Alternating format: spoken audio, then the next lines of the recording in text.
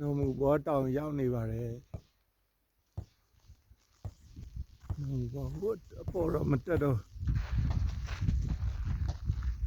ရက်ထူ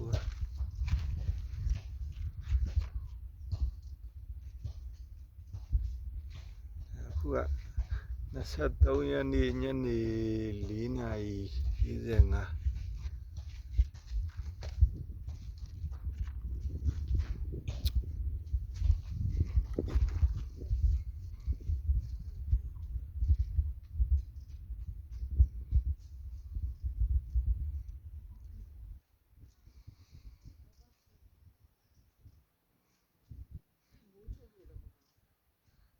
တောင်အောက်ကျသွားဘူးနော်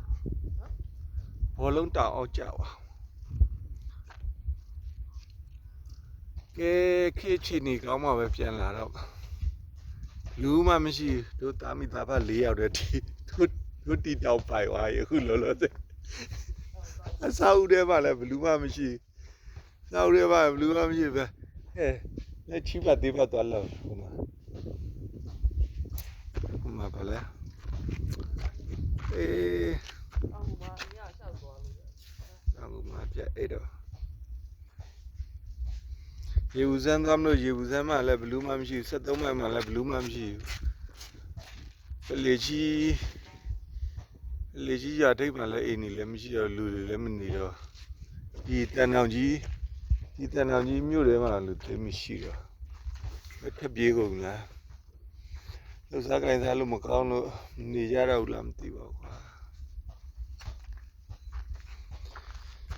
ပြန်ဆင်းမယ်တောင်ကိုပြန်မယ်ရန်ကုန်ပြန်တော့မယ်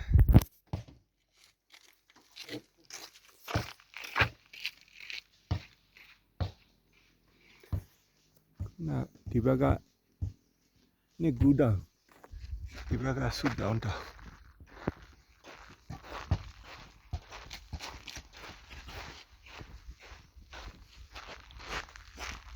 2 minutes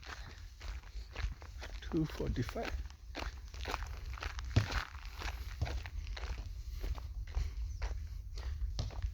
မနက်ဆိုရင်တော့ဒီဘက်မှာတိမ်ပင်လေတွေပါ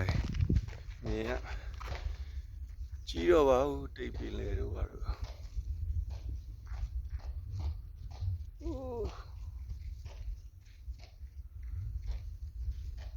တော့မရွာရှိပင်ရရန်တဲ့ပူတော့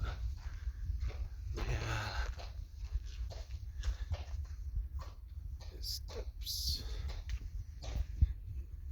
လေကားတက်ပါအောင်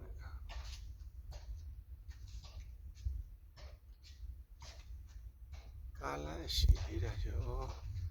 4824ပြီပဲဟောဒီကျွတ်တော်မြင့်4824ဟိုရင်တော့ဒီနားမှာမြောက်လေးတွေရှိတယ်ခုမရှိတော့